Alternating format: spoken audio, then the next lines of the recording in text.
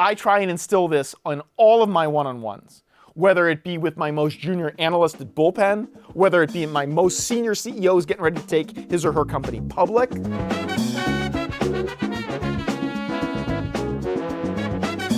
I find one-on-ones to be tremendously important in any aspect of any job.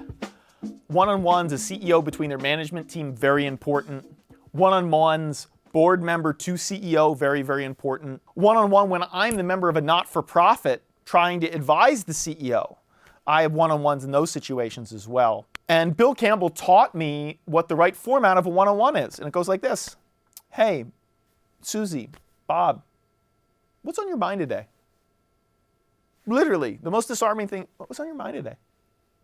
And the first CEO's like, Bill, I don't want to, no, what's on your mind today? By the way, sometimes it's, my house in LA might burn down. That's what's on my mind. Sometimes it might be about, I'm thinking about getting married. What do you think? Sometimes it can be, I got this employee who's a real pain in the ass. I got to fire him. But it's interesting because it's not always about work. But start your one-on-one with what's on your mind. Be surprised what answers you get. The other thing that Bill taught me is the one-on-one is a Socratic thing. I'm not there just to teach. I'm there to listen, advise, and give you counsel. I'll never forget the day I learned this lesson from Bill.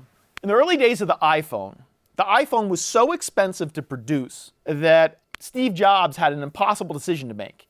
And as a result, he cut a deal with AT&T to be the exclusive provider of the iPhone.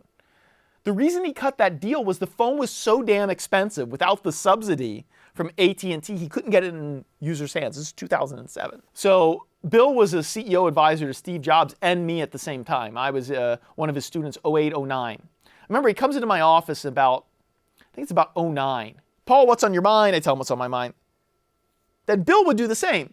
Kind of, hey, here's what's on my mind, Paul. And that's how we'd start the meeting. So Bill, what's on your mind? I run a 50-person flaky company in Silicon Valley. Steve Jobs runs the most important company maybe in the world. Paul, I'd like your opinion on something. I was like, what's that, Bill? So, well, Steve has a really important decision. He has an opportunity to now rip up his exclusivity with AT&T and be able to have the iPhone go on all of the networks.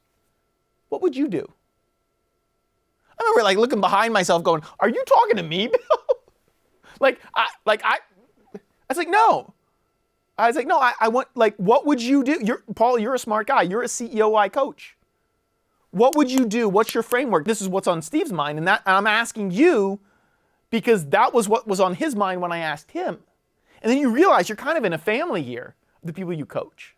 I can't quite remember the answer I gave him. I'm sure it was some mealy-mouthed, trying to be smart answer, blah, blah, blah, blah, blah.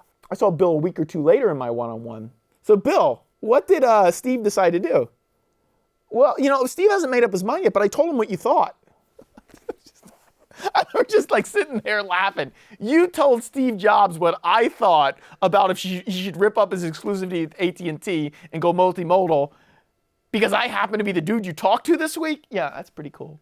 But that's the beauty of a one-on-one, and that's the beauty of a Socratic one-on-one because each person teaches the other person, and the CEO coach themselves gets better as the result of the knowledge base that's been created, and the mentorship is paid forward.